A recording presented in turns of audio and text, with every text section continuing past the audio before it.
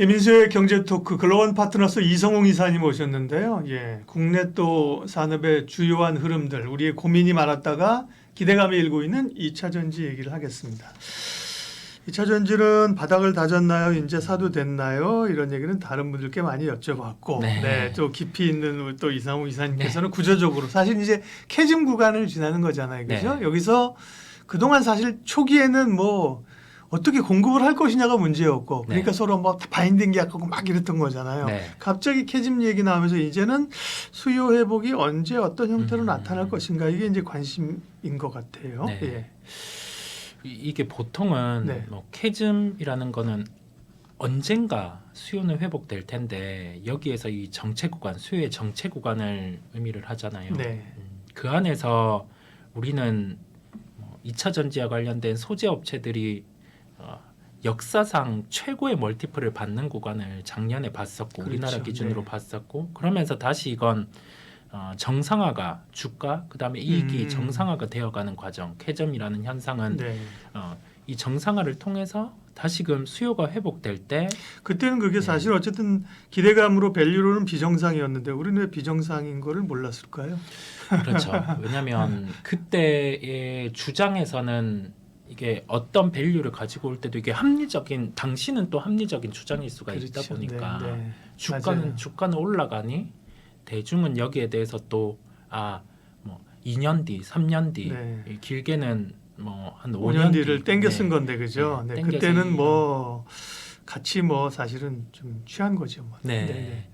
그러면 그때의 밸류에이션도 충분히 발생 가능한 밸류에이션, 이거를 전제로 놓고 지금 수준 같은 경우를 한번 바라보는 겁니다. 그랬을 때 양극재 소재 업체들은 적자를 거쳐서 이제는 올라올 수 있는 영업이익률은 한 자릿수 중반 정도, 한 자릿수 중반 정도, 딱 이 정도가 우선은 중간값 정도로 보시면 되겠고요. 네. 그러면서 매출 볼륨이 올라오는지를 시장에서는 계속 확인을 하려고 할 겁니다. 이 볼륨은 배터리 셀 업체에서 어느 정도 써주는지에 따라서 좀 갈려 들어갈 수 있겠고요.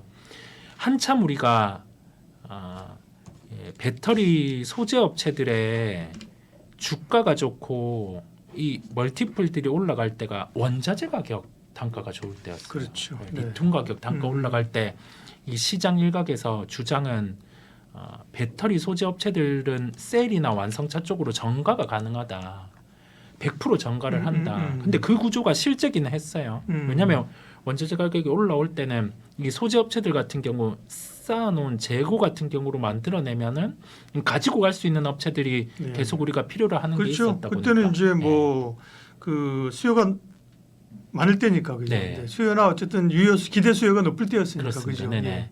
근데 지금은 네. 또 상황이 달라진 게 여기에서 좀 수요에 대한 부분의 조정이 나타난 게 막 원자재 가격이 올라가는 상황에서 먼저 유럽이 여기에 대해서 우리가 동력 원벌로 비중을 2020년 기준으로는 전기차를 이렇게 좀 비례해서 올라오다가, 그러니까 이 네. 만드는 동력 원벌 비중을 뭐 디젤, 그다음에 하이브리드, 뭐 보급형 전기차, 가솔린차를 이 비례로 했을 때 비중을 전기차 쪽을 높게 2019년부터는 높게 유지를 해오다가 2023년 작년부터는 이제 하이브리드에 대한 비중을 조금 더 늘렸어요. 네. 유럽 입장에서는 왜 그랬냐라고 하면 탄소 배출과 관련된 이산화탄소 규제를 강하게 드라이브를 걸어보니 여기에 부합하는 차량이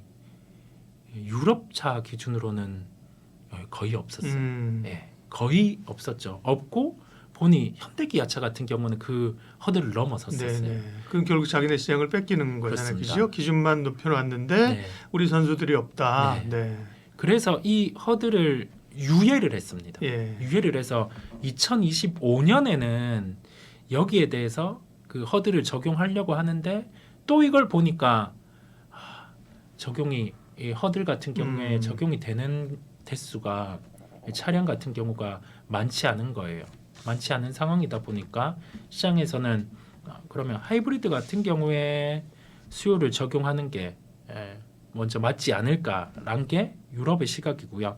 그 다음에 글로벌 수요는 대부분 보급이라든지 이걸 중국이 갖고 가고 있는 상황입니다. 완성차 같은 경우. 근데 미국 입장에서는 지금 중국을 다양한 제품에 대해서 규제를 하고 있는 상황이고, 예.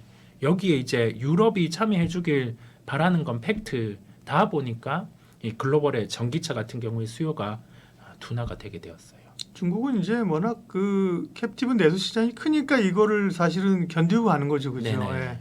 다른 국가가 그렇게 했는데 미국 길 막혀버리고 유럽에서 견제받으면 뭐 사실 다 망하는 거죠, 그죠? 네네. 근데 유럽은 중국은 뭐 자체 수요, 중국은 뭐 상당히 전기차로 전환이 된 것 같아요, 그죠? 네. 그렇게 보면 사실 장기적으로는 이건 좀 다른 얘기고 좀 긴 흐름에서의 좀 패권 전쟁 관련된 걸 수도 있는데 중국이 미국하고 붙어서 사실 반도체 지금 따라가서 쉽지 않다, 그죠? 그러니까 결국 이제 전기차는 패러다임이 바뀐 거잖아요. 네. 여기에 이제 드라이브를 걸어서 사실은 뭐 일정 부분은 성공했다. 네. 그렇게 봐도 뭐 무리는 없을 것 같아요. 뭐 중국 그 조건 나쁘고를 떠나서 그죠. 네. 네. 그러면 근데 이제 다행스러운 거는 미국이 이제 중국을 막아주고 그죠. 네. 미국에서 한국산을 써주는 거잖아요. 네. 그 시장은 유효한 거잖아요. 교합니다. 네. 그 우리나라 같은 경우도 현대기아차 입장에서는 표면으로 보면은 작년에 인베스터데이부터 주장을 한 게 하이브리드 차 비중을 높이겠다라는 네. 점을 내비쳤어요. 그러면서 올해 계획으로 가지고 왔던 게 기아의 광명 2공장 같은 경우를 전기차로 다 이렇게 가동하는 것과 함께 그 해외에 현대차 조지아 공장을 하반기 되었을 때는 우리가 전기차에 대해서 시장 점유율 목표와 몇 대를 생산하는지를 내비추겠다라고 했는데 이거를 우선은 톤에 대한 조절은 했어요. 예, 점유율 우리가 어느 정도 그다음에 몇 대를 생산하기보다는 하이브리드 쪽으로 먼저 가면서 투 트랙을 하겠다라는 네. 점을 얘기를 했고요. 그다음에 현대차 컨퍼런스 콜에서 얘기를 한 건 우리가 현재로서는 북미 수요에 대해서는 견조하다라는 표현을 쓴 게 왜냐하면 차량에 대해서 인센티브가 올라가는데도 불구하고 매출 볼륨이 이거를 커버를 해줘서 마진이 안 꺾였어요. 근데 시장의 우려는 현대차가 과연 차량을 팔 수 있을까 이 우려였는데 거기에 대한 이상은 없었고 유럽 쪽에 대해서 수요 부분은 물음표라고 내비쳤는데 LG 에너지 솔루션의 컨퍼런스 콜에서 얘기를 한 게 유럽에 대해서 수요는 우리는 한 중간값 정도 회복이 가능하다라고 했어요. 이 중간값의 의미는 2분기보다 3분기 매출 볼륨이 10% 정도 올라갈 수 있다라고 했고요. 여기에 대한 근거는 뉘앙스를 내비친 게 유럽 중에 어떤 국가가 먼저 매출이 올라올지 모르겠으나 추정할 수 있는 거는 독일 정도가 올라올 수 있다라고 뉘앙스를 내비쳤거든요. 그런데 오늘 돼서 이제 다양한 이 매체를 통해서 독일 같은 경우가 원래 전기차 관련해서 거의 수요에 대해서 희박하게 예상을 했다가 이제는 보조금 같은 경우를 다시 재개할 수 있다라는 점을 내비쳤습니다. 그러면 LG 에너지 솔루션의 컨퍼런스 콜에서 주장했던 2분기에서 3분기 넘어갈 때 한 매출 볼륨이 10% 올라올 수 있는 건 이제 팩트가 되게 되고요. 그러면서 EU, 유럽 국가 중심으로 해서 수요가 다시 살아날 수 있지 않을까라고 좀 시장에서는 하나의 희망을 좀 걸어볼 수가 있겠습니다. 네. 예. 그러니까 정리를 해보면 전체적으로 캐즘 구간을 지나면서 수요가 지금 어쨌든 본격적으로 늘어나는 거는 전체적으로 늘어나는 거는 시간이 좀 걸리는 거죠. 네, 그렇습니다. 걸리는 네. 거고 유럽 쪽에서 좀 기대감들이 좀 있는 거고요. 그러면 이제 자동차 얘기도 했습니다만 일단 우리가 2차 전지 얘기 쪽으로 국한해서 얘기하면 우리 소재하고 셀사가 있잖아요, 그죠? 네. 그러면 아까 이제 말씀하신 LG엔솔 같은 경우도 셀을 파는 거니까 그죠? 유럽에 파는 거고. 그러면 이제 앞으로는 우리가 기대감이 소재사에 굉장히 높았는데 양극재나 그죠? 다른 소재도 있습니다만 결국은 시장의 중심대로 시장의 수요가 회복되면서 견조한 정상적인 마진으로 가게 되고 그러면 결국은 대형 셀사들이 또 안정적인 건가요? 그렇습니다. 네, 셀사들이 네. 더 유리하게 가는 구조고요. 왜냐하면 소재 쪽 같은 경우는 지금 최종적으로는 이게 수요가 회복되는 단계에서는 다시금 멀티플을 높게 부여를 해줄 텐데 지금은 그런 상황이 아니다 보니까 동일하게 뭐 셀을 만드는 업체들한테 마진으로는 더 유리하다라는 말씀을 드릴 수가 있겠고요. 근데 셀 업체들 같은 경우도 이게 단순히 2차 전지, 그러니까 전기차 관련된 셀보다 하나의 기대가 더해진 게 ESS. 네, ESS 쪽이 좀 냉정하게 한번 비교해 보면 중국 쪽의 LFP 구조를 가진 ESS 대비해서는 단가가 한 20% 정도까지 더 비싸거든요. 네. 비싼데 최근에 LG에너지 솔루션도 그렇고 삼성 SDI도 그렇고 ESS 수주를 미국과 미국 에너지사와 협력해서 진행을 한다는 뉘앙스를 내비쳤어요. 이게 보니 미국이 중국 쪽에 관세를 적용을 할 때 가격이 거의 붙게 돼요. 가격이 거의 붙게 되고 그다음에 미국에서 어찌 보면 중국 쪽의 기업들을 배제하는 견제하는 상황이다 보니까 우리나라 쪽으로 좀 경쟁력이 있는 거네요. 네, 네. 수주를 좀 줄 수 있지 않을까. 가격 네. 근데 거기에서 가격도 보니 관세를 적용하면 큰 예. 차이가 안 나다 보니까 이제 수주를 가지고 갈 수 있지 않을까라는 상황인데 이것도 그냥 어찌 보면 하나의 가능성으로 전기차나 뭐 ESS가 사실은 구조적인 네. 수요 증가가 일어나려면 지금 사실은 안전에 대한 문제가 해결이 돼야 되는데요. 네. 그러기 위해서는 뭐 전고체에 대한 기대감들인데 이게 이제 빠르게 좀 확산이 될 수 있는가 궁금하고요. 2차전 전체에 대해서 그러면 투자자들은 어떤 스탠스로 가야 될지 전략 좀 마무리해 주세요.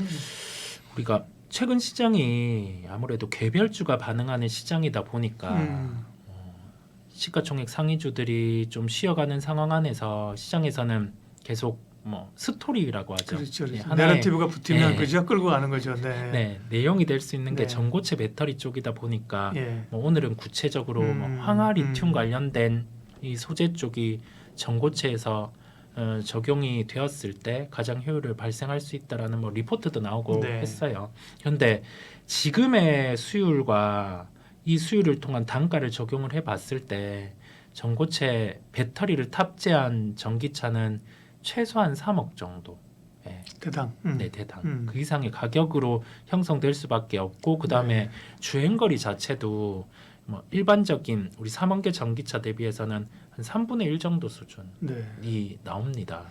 그래서 근데 엄밀히 따지면 그러면 뭐 내연기관차 타고 다니지 굳이 그죠? 그죠, 전기차 탈 네. 이유가 없는 거죠. 네. 뭐 얼리 어댑터로서 폼 잡으려면 몰라도 그죠? 그 효율이 안 나오면. 근데 시간이 가면 해결은 될 거지. 해결이라기보다 그건 낮출 수는 있을 거 아니에요. 네, 이게 그래서 좀 도요타 같은 경우와 일본 기업에서 원래의 주장은 2023년에서 4년에 전고체 배터리를 양산하겠다고 네, 했었어요. 예. 그런데 그 시기가 계속 미뤄졌어요. 삼성 SDI 같은 경우도 이제는 한 2027년 기준으로 뭐 전고체 배터리를 양산하겠다라고 하는데 우리가 이 점은 꼭 기억해야 될 게 우리의 생각보다 실제 전고체 배터리의 대량 양산은 느릴 수 있다라는 점. 네, 느릴 수 있다라는 점이고 그러면 네. 대량 생산은 언제부터 가능하느냐라고 하면 우리 프리미엄 전기차에 전고체 배터리를 탑재했다라는 소식이 있을 때 네. 그때부터 한 짧게는 1년, 길게는 한 2년 정도